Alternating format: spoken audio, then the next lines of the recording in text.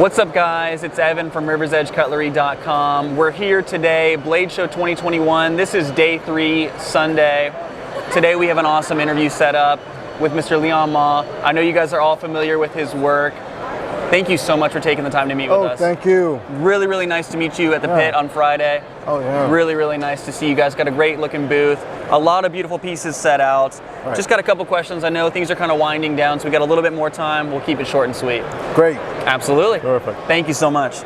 So just first off, how'd you get started in the business, designing knives, getting into production? So really, I started because I used to get knives that my uncle would get for free. Yes. Right? And he would just give it to me, and then I'll play with them, and I'm like, I want to protect the user's hand more. I know if I do this, it will probably be more comfortable. Yeah. And because I'm artistic, I started drawing knives in my notebook. And so that's how that began. Okay. And then eventually, reading knife magazines, I knew that there were people making knives by hand, and I contacted them, and just buying their knives, seeing their quality, and over time, I talked to them. I was like, "Would you consider doing one of my designs?" Ooh.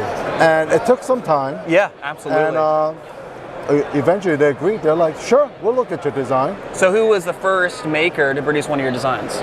His name is Eddie Baca. Okay. And he's actually here in the show. Fantastic. And I knew him over 20 years before he even had kids. Okay. And now his kids are out of college. Okay? And you know, so I would draw these knives and I'll come up with like crazy dimensions. Yeah. And he would be like, "Leon, this thing is a beast. You can't make this thing." I mean, I would draw like, you know, 1/4-inch slabs of titanium, 1/4-inch thick blade. It's like, whoever gets to carry this, it'll be like a brick in your pocket. You gotta make sure you got a good belt set up. Exactly. So, you know, just working with custom makers and then knowing like what I would like to carry. Yeah, absolutely. That helped me evolve, Yes. you know, just what I want to carry. Absolutely. And then also being a chef in the kitchen Oh yeah. and using knives for like 10, 15 hours a day. Yes. It kind of helped me know like what I wanted in a knife, how I Yes. wanted it to cut, you know, and of course you don't want the heaviest knife in the kitchen. Yes. You actually would use the knife and you want to be able to keep using it, so you want to keep the edge really well. Absolutely. That's why you see a lot of that influence in my knives. Oh yeah, and yeah, I was just about to say, I mean, especially with the KUS, the cuffs, you definitely see that kind of culinary inspiration. Yeah.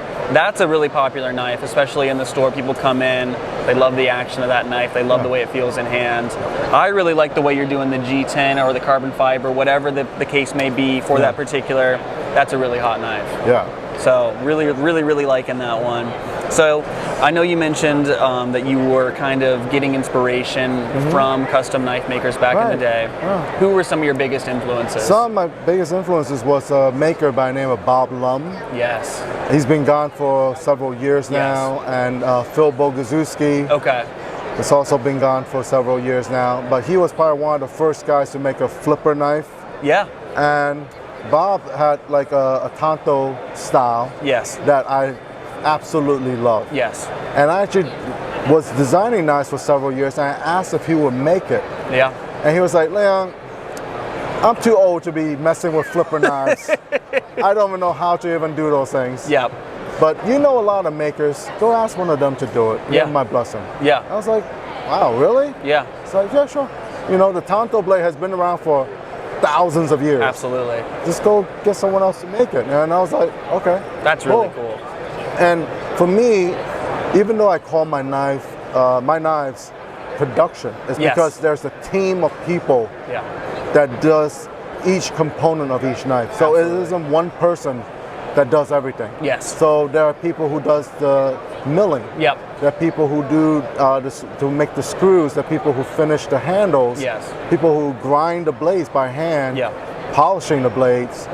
You know, and then there's a team that does the fit and finish by putting them all together. Yes. So I call it production just because there's a team of 20 people putting together the knives. But there's a lot more handwork in these knives than you'll ever see in most other people's knives. In a really wide scale production blade. Absolutely. Yeah, and that definitely comes through. The fit and finish is always fantastic. The action on your knives is always what people comment on first, in my experience. That snap, the detent tuning that you guys employ is fantastic. So that definitely comes through in the final product. Coming from the sales side, talking to customers one-on-one, that's what comes through. Yeah. So you can definitely tell. And for me, my greatest goal was always to create a product that not only was of quality, but a good price point. Oh yeah. And people see like the value that they're getting. Yes. And they also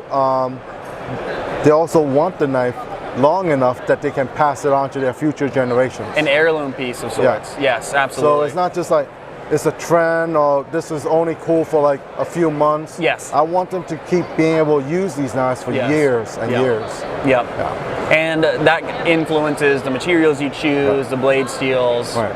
So what are some of your favorite materials to work in? I mean, titanium, obviously. Yes. Right? Oh, yeah. I love titanium, I love carbon fiber. I love a good stainless, but I've also used carbon steel before. Sure. But I know a lot of customers don't want the hassle of maintaining and taking care of carbon steel blades. So that's why I go towards the stainless more. Absolutely. So we look for really hard stainless steels, and we've tried everything from S35VN. Yeah. Then we did M390. Oh yeah. And now we're trying LMAX and S90V. Yeah. Eventually we'll go to others. There's always this evolution in this business, and the new materials that people are coming up with, it's kind of like the driving force. It is. You know? It is. And I just looked at some Damascus that has some copper in the middle of it. Wow. And I'm like, that would look really cool on some of my high-end pieces. That's beautiful. And then there's other stainless that are coming about that I think I would love to use. Like MagnaCut? Like MagnaCut? Yes. So I have a kitchen knife set with White River knives. Yes. And they just told me that they just got in MagnaCut. And I was like, you know what? Let's do the next run on those. In kitchen knives? In kitchen knives. Wow, that is really, really cool. So it's like... Have you thought about that might be the first kitchen knife set to be in CPM MagnaCut? That would be really cool. Yeah. That would be really, really cool. And I'm like, well, if that's cool with you guys, let's do it. And they're like, yeah, we got the sheets in, we can do it. Wow. So that's really hard to come by. I was talking to Laren Thomas earlier in the week. He had his hand in the design of MagnaCut. Right. He's a metallurgist, and I think that might be the next sort of paradigm shift that we see in blade steels, kind of taking that chromium in and putting it back into solution as opposed to locked up in chromium carbides. You're getting the toughness, you're getting the edge retention with the chromium oxide layer and all that stuff. I think that might be the next evolution in knife steels. So to hear you talking about incorporating that, it's very exciting to me. And I wanted to maybe one day be able to use it in my folders. Oh my gosh. But right now it's just such a, buying any kind of material right now is like so scarce. Oh yeah. And then be able to buy it and then ship it over to get it to be used. Absolutely. That's the tough part. So actually that leads me to my next question. What are some of the pitfalls, the difficulties of moving from super small batch stuff to moving to production with a larger manufacturer? How has that been for you? Well, I'm still considered a very small production house. Okay. And I want to keep it that way. Okay. But the difficulty is all the rise in the prices of shipping and taxes. Yes. So like when I buy like steel, I pay a tax on the steel. Absolutely. Then when I pay the shipping costs to go overseas to China, I pay their taxes. Yes. Then when it comes back to me as a finished product, I pay a tax then. Yes. And then at the end of the year, I do my business tax. So you're getting taxed at every turn. I'm getting taxed at every turn. Yeah. And those things have to be eaten up. Yeah. Or put in somehow into the cost of these. Absolutely. And people, may not understand like why things cost the way it costs. Sure. And at the same time be able to still deliver a value to my customers. Absolutely. So it's not easy to kind of maneuver through all those things, but we try our best. Oh yeah, absolutely. So what have been some of your favorite projects, either designs going from start to finish, that you've worked on so far? A lot of my designs really are from the influences of my life. Yes. Right? So I love the fact that I can do a folding kitchen knife. Yes. Of course, I know most people never use it in the kitchen, but it's a very usable blade shape otherwise. Yeah. So I love the lower edge. Yes. On the knife, then the handle, and it's just, you know, it's just a very neutral blade shape Yes. that someone can handle and be able to use, you know, to fillet a fish Sure. or to cut up meat, Sure. and even to use it for cutting rope. Yeah, You know, absolutely. when you're in camping, you know, Absolutely. and this will be a great camp knife when you're to do cooking in All the camp. purpose. Yeah, Yes. So this is the Cuff EDC 4.0. 4.0. Yes, sir. Correct. In LMAX. In LMAX. I think LMAX is an awesome choice for this. Yeah. I personally think LMAX is an underrated steel. Right.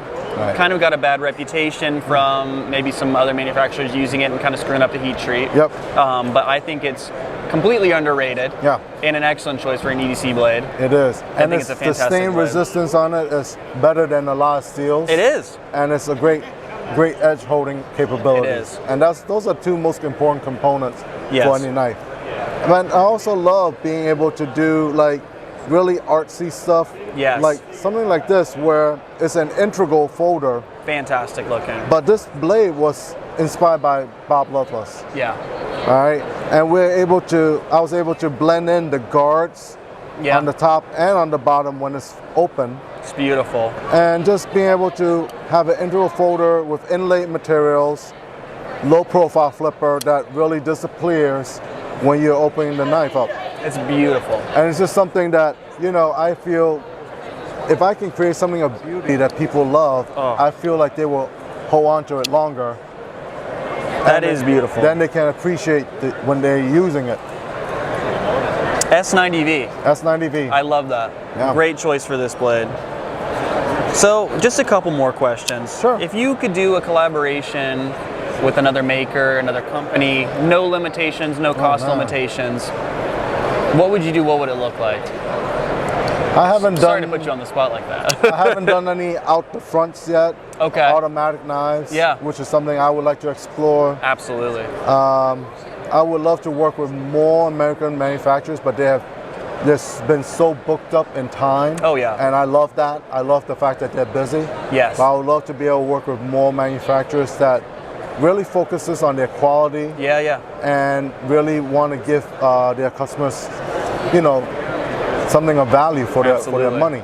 And that's someone I would love to partner up with. Yes. You know, because that way they're helping me and I help them. Absolutely. You know?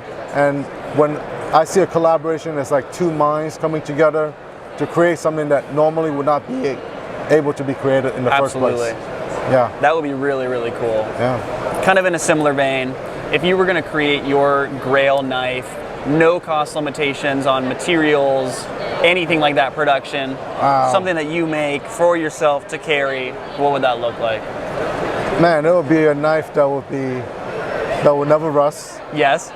That I could take apart easily and clean, because I actually carry each one of these and cut all kinds of stuff with it. Yes. Be able to maintain, and it would never rust. It would be able to be taken apart to clean, but it'll probably be along this shape or this shape. Okay. Just real usable. Yeah. Yeah. What steel would it be in? I'll try that Magna Cut. Oh, yeah? I'll try I think it's a great choice. I want to try Vanix too. Oh, yes. You know, so I've been in talks to try different steels. Yes. You know, but those steels they're hard to come by. Vanax, I think, is another kind of next generation steel. Yeah. With the edge retention that you're looking for, plus that corrosion resistance that is almost unheard of. Yeah. That would be a really cool knife. Yeah. And it would be, what, a 4 inch like this? I like the 4.0? 3.5 to 4 inch Okay. blades. Yeah. Yeah, I do. That's a sweet spot. Yeah. Absolutely. So I just got these right before the show, these integrals, yes. and I've yet to put the S90V through its paces. Okay. But I will be taking them out and just to see what the edge retention is like. Oh, yeah. The corrosion resistance, and whether it's brittle or not. Yeah. It's one of the things I want to see, like, because I know people want to go use it, They do. and I want to be able to put it on a knife where people can comfortably use it and not worry that it might chip. Absolutely. And because I tell all my customers, I guarantee my knife for forever. Yes. As long as you don't use it as a screwdriver Or a hammer. or hammer or pry bar. Yes. One of those three things. Yes. And they're like, okay, no, we're never gonna do that. I'm like, okay, good. Yes, you know, but then it always ends up happening. I think S90V is another kind of underrated steel. A lot of the benefits, edge retention wise, of S110V, with a lot of the downsides removed. Right. Because you know, and it's one of the things that, like when I was buying it, the person selling it to me was trying to scare me off, and he's like, "No, Leon, dude, you're gonna kill yourself trying to grind these blades." I'm like, well, thank God I'm not the one grinding it.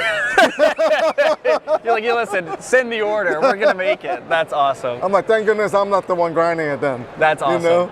He's like, are you sure? Because, and he told me stories. He's like, I had this manufacturer who bought like 1/4-inch thick S90V, and they were making these fixed plates that were gonna be like, you know, going to like the battle zones and stuff like that. And he went to visit them, and then they were like yelling at him because they couldn't grind it. It was breaking their tooling. It was breaking all the belts. Yes. They took all the grit off the belts, and it still wasn't ground. That's amazing. That's awesome. Looks like you guys had no issues. Very successful grinding of S90V. I love that. Thank God. Thank God.